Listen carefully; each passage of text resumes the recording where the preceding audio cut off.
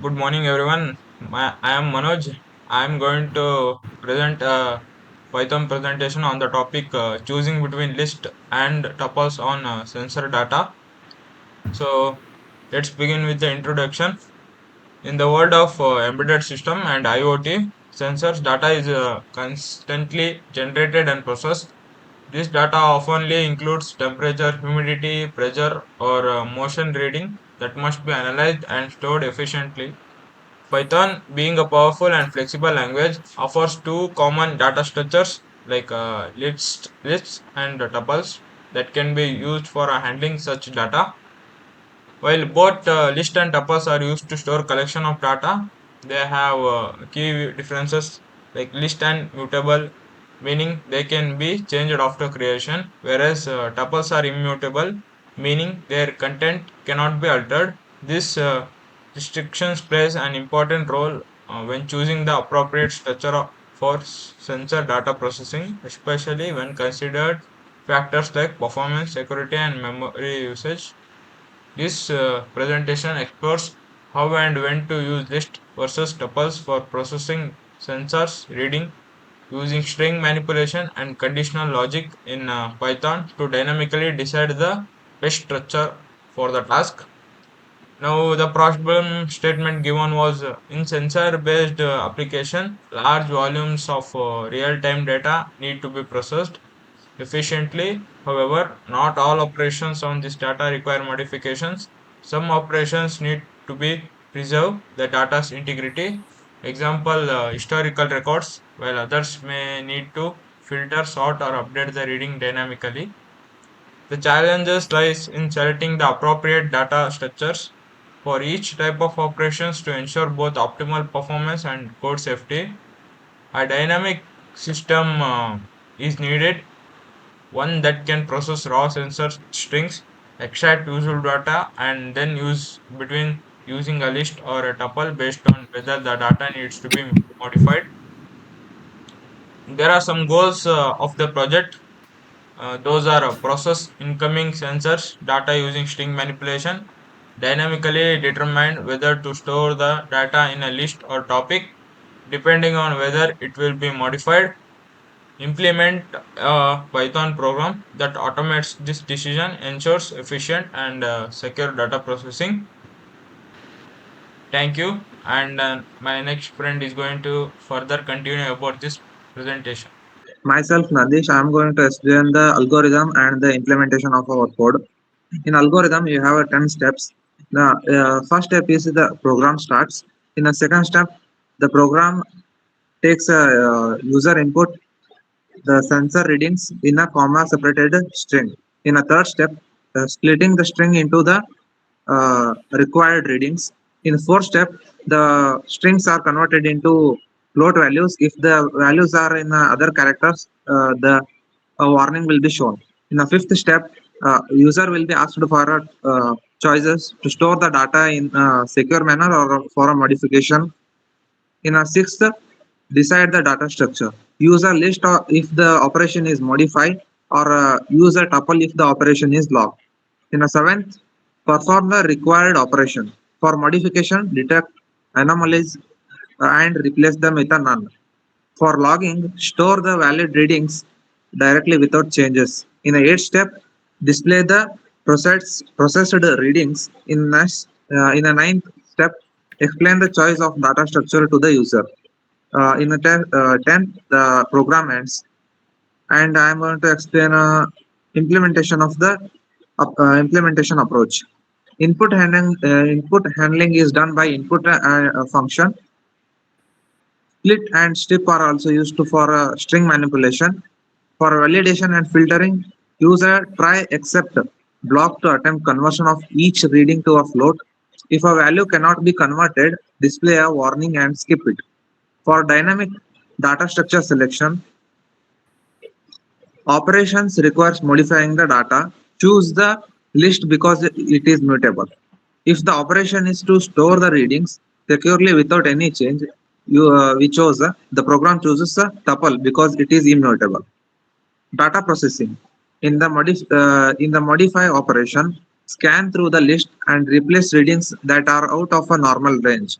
Example, less than 0 or greater than 100 with a none. In the log operation, simply store the cleaned readings as a tuple without any modification. At last, output display. Clearly print the processed readings and also display a justification for choosing either a list or a tuple. Thank you.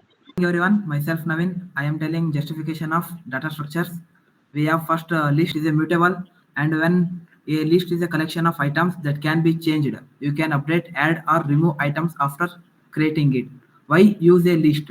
When the data may need to be modified after it's collected, are useful in cases like detecting unusual values or changing sensor reading. Advantages of using a list. Mutable. You can easily modify data, add, update, or deleting readings. Flexible. Great for situation where faculty data needs fixing or mathematical transformation need to be applied. Tuple. It is a immutable. What it means? A tuple is a like a list, but it cannot be changed once created. Why use a tuple? It is a immutable. What it means? A tuple is a like a list, but it cannot be changed once created. Why use a tuple? When the data should remain unchanged after being collected for security and reliability. Good for record keeping and maintaining data integrity. Advantages of using a tuple. Immutable. Prevents accidentally or unauthorized changes to data. Efficient. Uses less memory than a list, so it's better than for sorting a lot of data. Example used in the program. If the user choose a log function, the data is stored in a tuple. And the next is sample cases and outputs. First, we have the columns explanation, test cases, with the number of the test, and input sensor reading, the raw data values input by the user. The operation chosen, either modify or log. Your modify is to clean fixed data. Log is to save the original data. Expected output. It is the final data after processing. Your data structure used. List a tuple based on whether the data is to be changed or preserved. Now we have one test case 1. Input we have 23.5, 28.9 and minus 5.0, 105.2 and ABC. Your operations is modify. Processing ABC is ignoring and minus 5.0 and 105.2 are out of range. So replace with none. Output is 23.5, 28.9 and none. And data structure is list. It is mutable because data is modifying. Thank you. Good morning, everybody. Myself Vinayak Katare. So I am explaining about the code. So to read a sensor input value from the users, filters, valid data and ethers. Modify the data and from the anomaly detection, logs the data secure. So here is the code and I run it in VS Code. So here it is our code and first we accept the sensor readings from the user inputs and step 2 we manipulate that and we check the user inputs modifies. So step 1 is by here we taking the input from the users and the next step, so here we clean the whatever unused data. Third step, the tries to convert each reading into float. If successful, the value is added to valid readings valid readings. uh, and then if not, for example text like ABC, it shows warning and skip it. So here step 4, and ask the users whether they want to modify or log the data. The operation is equal to modify. Use a list since modification is needed.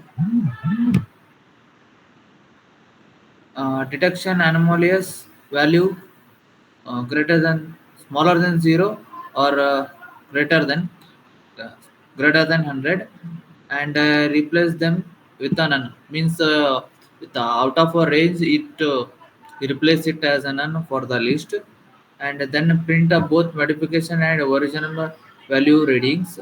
Example ex- explains why list is used mutable.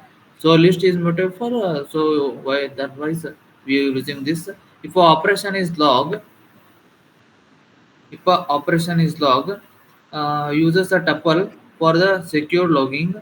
Print the tuple of a valid readings. Explain why the tuple is used because it is immutable. For invalid operation, if the user inputs anything other than the modifier log, show an error. So in main program, start the program, calls the process sensor readings function, and ends with a success message. So summary of this concept: input takes the input from the users and split that inputs whatever we enter, and try to expect handles the invalid entries safely. List used when the we need to modify values. Tuples used when values should not change. For none used to make invalid sensor. So we try to run the code. I enter the input readings.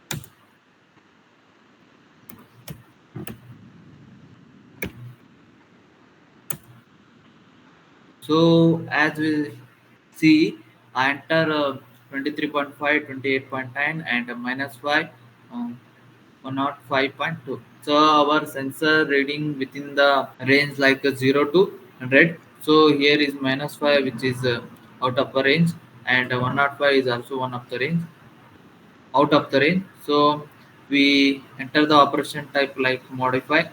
The selected structure is list because we modify that. The processing reading data. So here this minus 5 and 105 are out of the range. So with by replacing that we that insert a none. So final end processing is the final process data 23.5, 28.5 and none. So let runs another by using log.